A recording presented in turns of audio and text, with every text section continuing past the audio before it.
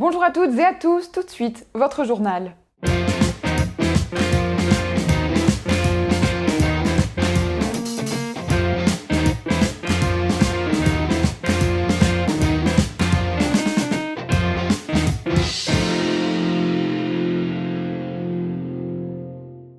On entame ce journal avec les soldes d'été repoussés à partir du 30 juin. Les dates seront confirmées dans les prochains jours par Alain Griset, ministre chargé des petites et moyennes entreprises. Pour Bruno Le Maire, l'année dernière, repousser les soldes à la mi-juillet n'avait pas donné un résultat probant. Il n'a pas suivi la grande distribution qui plaidait de son côté pour le maintien à la dernière semaine de juin. On suit maintenant le parcours du projet de loi pour la confiance dans l'institution judiciaire. Le texte a été adopté mardi par l'Assemblée nationale en première lecture par 342 voix contre 105 et 96 abstentions. Accompagné d'un volet organique, il devrait être examiné au Sénat à la rentrée. Il prévoit des procès filmés, des droits renforcés dès l'enquête préliminaire, le secret des avocats renforcé et la fin des réductions de peine automatiques. Le parquet national financier a ouvert en septembre une enquête préliminaire pour favoritisme après un signalement d'anticorps concernant le contrat de maintenance de l'application Stop Covid, devenue depuis Tous Anti-Covid. L'association anticorruption estime que la maintenance payante réalisée par une filiale de Dassault Systèmes aurait dû faire l'objet d'un appel d'offres. Députés et sénateurs sont tombés d'accord sur la proposition de loi visant à protéger les mineurs des usages dangereux du protoxyde d'azote, dit gaz hilarant, de plus en plus utilisé par les jeunes. Le texte a été voté en séance publique mardi 25 mai. L'usage du gaz hilarant s'est beaucoup développé. Il consiste à détourner des cartouches de gaz destinées à l'origine aux bombes de crème chantilly, ce qui produit un effet immédiat mais de courte durée, le consommateur étant pris d'une euphorie certaine. Mais ce qui pourrait être finalement sympathique est aussi dangereux pour la santé avec des atteintes neurologiques pouvant s'avérer sévères. Après le gaz hilarant, le rêve indien, autre activité dangereuse sur la Côte d'Azur, plusieurs collégiens des Alpes-Maritimes et du Var se sont pris en estime pour un nouveau jeu qui fait rage sur TikTok, le rêve indien. Le principe est simple, se mettre en hyperventilation et retenir sa respiration afin de s'auto-provoquer une syncope. Les effets sont immédiats et pourtant peuvent s'avérer réellement dangereux à la suite notamment de chutes. Rappelons tout de même qu'il suffit que le cerveau ne reçoive pas assez d'oxygène un certain temps pour le mettre à l'arrêt et entraîner un décès. L'association Valentin et expérimente la technologie des QR codes pour aider les malvoyants à s'orienter dans les transports en commun. L'expérience se déroule actuellement à Paris, mais si la technologie venait à prouver son efficacité, elle s'étendrait sur tout le territoire français. Les utilisateurs sont géolocalisés grâce à une application sur leur smartphone. Ils pourront par exemple identifier les bus à l'approche, connaître les horaires des prochains passages en temps réel, recevoir la description d'un élément physique ou encore bénéficier de simples indications de guidage. Une avancée pour la cause des handicapés, pour qui les transports en commun sont un vrai casse-tête. Pour l'instant, la plupart peuvent compter sur les cannes blanches, symbole de la cécité. Seulement, tous n'entretiennent pas un rapport apaisé avec leur outil d'accompagnement.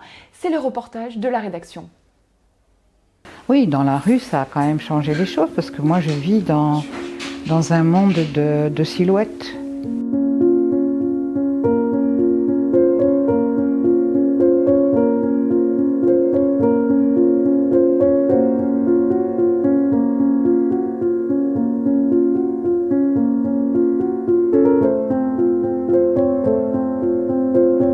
Moi, la plus grande difficulté que je rencontre, c'est m'identifier aux autres. Parce que je ne prends pas forcément la canne blanche et que parfois j'ai une démarche un petit peu comme quelqu'un qui a bu un coup, quoi. Parce que, effectivement, je n'ai pas la canne non plus, j'arrive pas à la prendre. Ça m'arrangerait d'avoir la canne parce que d'abord, je me ferais reconnaître en tant que déficiente visuelle, j'aurais moins de soucis dans la rue. Mais psychologiquement, j'arrive pas à passer à franchir ce pas. Vous n'avez pas encore intériorisé, accepté? J'arrive pas, je sais pas, je me sens encore plus handicapée quand j'ai la canne au bout de la main. Non, j'ai pas encore passé le pas. Ça viendra parce que je sais que j'ai totalement conscience que ça me rendrait de grands services grand service, mais pour le moment, c'est pas possible. Alors pour moi, la canne, je pense qu'elle est à double tranchant. Bien sûr, comme disait ma collègue, elle nous permet de nous faire connaître, de voir qu'on est handicapé, mais ça montre aussi que pour des gens malveillants, on est fragiles. Si on n'a pas la canne, ils ne sont pas obligés de savoir qu'on ne voit pas, quoi. C'est assez pénible pour moi de me montrer dans l'état actuel, quoi. Non seulement on vieillit, mais en plus on a besoin de tout le monde, quoi. On ne peut rien faire tout seul. Alors la canne, c'est un élément absolument nécessaire qui est très difficile à prendre au départ. C'est très compliqué dans la tête. Et après, lorsqu'on ne voit plus du tout, elle est indispensable. Indispensable. Même avec un accompagnement d'une personne, ça me fait sentir les trottoirs, les marches, Non, ça c'est ma copine, hein, c'est vraiment, je pars pas sans ma canne, hein, maintenant.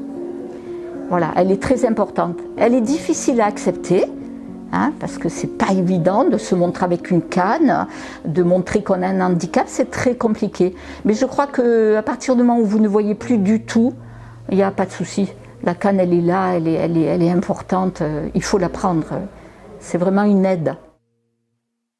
Le député La République En Marche des Alpes-Maritimes, Cédric Roussel, déjà président du groupe d'études économie du sport de l'Assemblée nationale, a été élu rapporteur de la mission d'information parlementaire sur les droits TV des manifestations sportives. Il aura notamment la tâche d'ici la fin de l'année de rédiger un rapport et de faire des propositions sur le financement du sport français. Cette mission est enfin l'occasion de tirer les conséquences de l'affaire Mediapro et d'aller plus loin dans la réflexion sur le financement du sport, la compétitivité de nos clubs et la nécessaire solidarité entre sport amateur et sport professionnel, analyse l'élu azuréen. Saint-Paul-de-Vence a signé un partenariat de 3 ans avec le Conservatoire d'espaces naturels de Provence-Alpes-Côte d'Azur. Au programme notamment la réalisation d'un inventaire citoyen, floristique et faunistique. L'un des premiers chantiers sera l'observation et le comptage des reptiles et amphibiens, insectes, chiroptères, mollusques et de la flore. Il aimait le jazz, il aimait les musiciens. Ces dernières années, il a organisé les Belles Nuits de Jazz à Juin et du Monte Carlo Sporting Summer Festival. Jean-René Palacios, 67 ans, est parti rejoindre au paradis de la musique Miles Davis, Oscar Peterson et tous ces artistes qui nous rendent la vie plus belle. Ce grand directeur artistique, homme cultivé et chaleureux, nous a quittés cette semaine. Il ne verra pas le 60e festival de juin dont il avait assuré la programmation avec toujours la même exigence.